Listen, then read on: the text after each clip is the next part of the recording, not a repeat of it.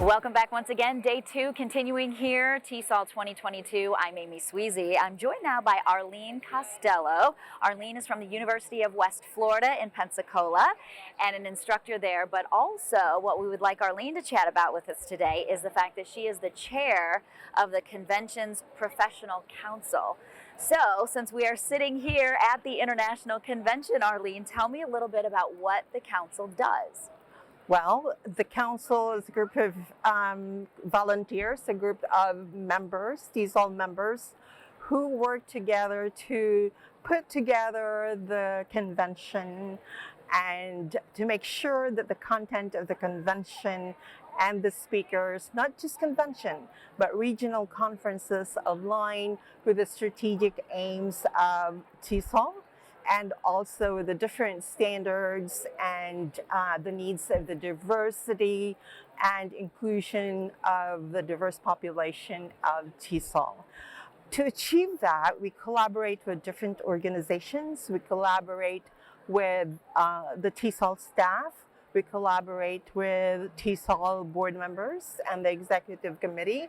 And so with their direction, we move into all the different work of the council, such as the submission of the proposal, the screening of the proposals, the speakers, keynote speakers, invited speakers, all the different, what you see here now. Okay. So that's in short is our work, but we work really hard. There are 10 members of my committee from different parts of the world. For example, Paris, France, Tokyo, Abu Dhabi, the United States, different parts of the United States, and let's see, make sure that I mention every part of the world that being at the Oscars, right? You forget somebody's name. So, yes.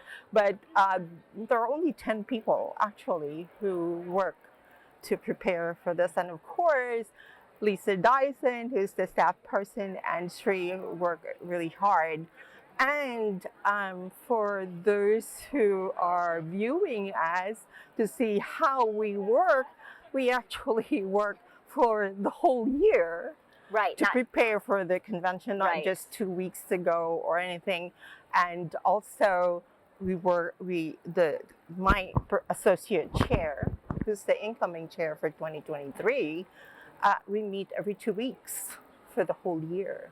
And the whole committee meets once a month in preparation.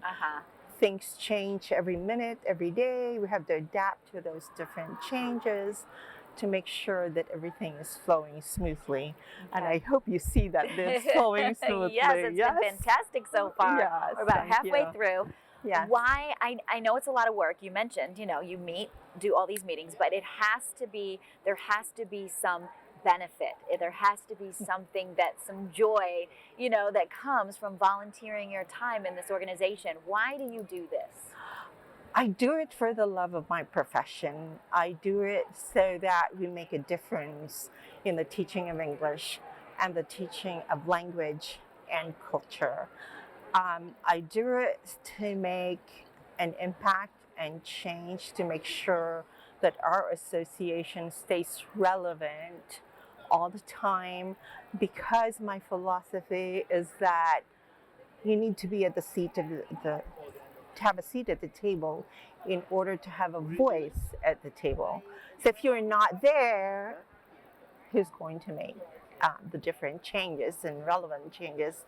So it takes time, it takes efforts, and it takes collaboration, it takes diplomacy, it takes a people personality, and making sure that you make everybody welcome, comfortable. I have a diverse membership in my committee. So you have to work with all these, my members, and also the other organizations.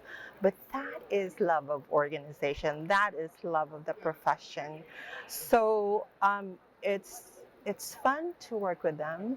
Not only that, I get to learn where they are coming from, and I learn the needs and we work together in order to help the members of the organization, because what happens in TESOL International, it trickles down to the state because we are affiliate. For example, I'm with Sunshine State TESOL of Florida.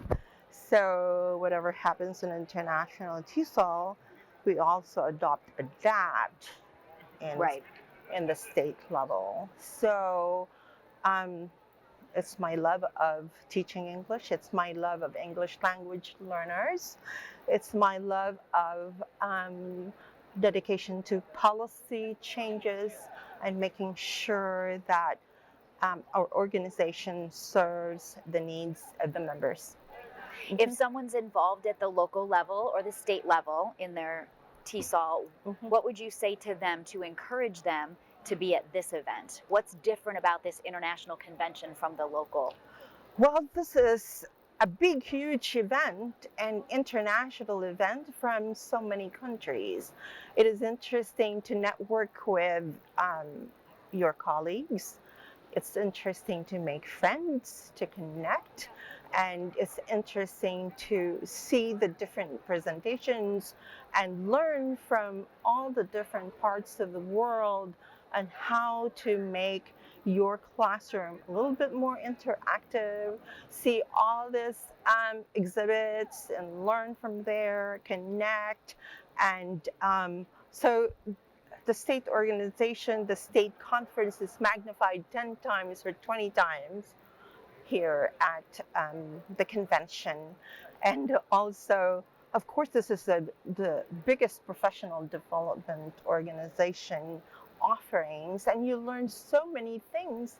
And then you learn about the organization. This is where I learned from TESOL when I first came many years ago, not many, but 10, 15 years ago, on what the organization does and what TESOL does and the different sections where you can volunteer. So I learned about the website where I can find all those different councils, and from there I can find where I'm interested in. Right. I can't do all those things, but I'm interested in this kind of work and leadership.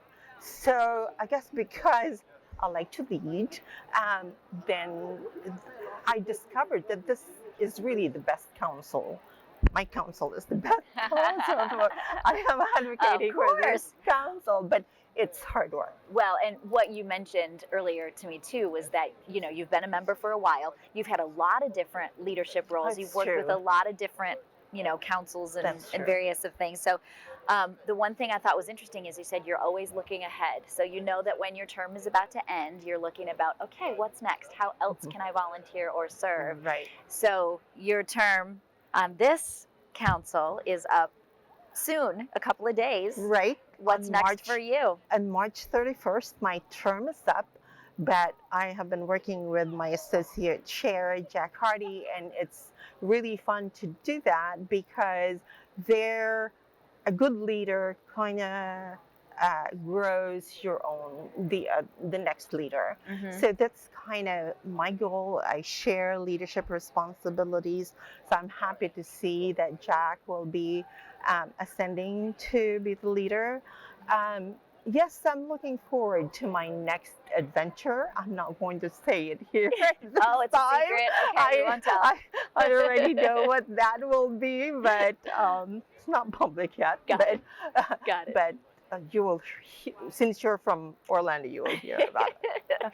And maybe I'll see you here next year at this convention, right? And I'll get to chat with you about whatever the new adventure is then. All right. Arlene Costello, thank you so much. Thank you for sharing with us, and thank you for all your hard work, you and your team, of what you put into this year's convention. Yes, I'm happy to say that my team is really hardworking, and also to recognize them if you're watching. I really appreciate you working and supporting me in all my efforts. We made this convention really successful. You will see our next speaker tomorrow. Our next keynote speaker tomorrow will be a wonderful one, just like this morning, Giselle Fetterman, who is the second lady of Pennsylvania. and then Hector the first day. So we made sure that we have some speakers that are really, really great for our Yes. organization. Great job. Yes, thank you. Congratulations. Thank you. Thank you.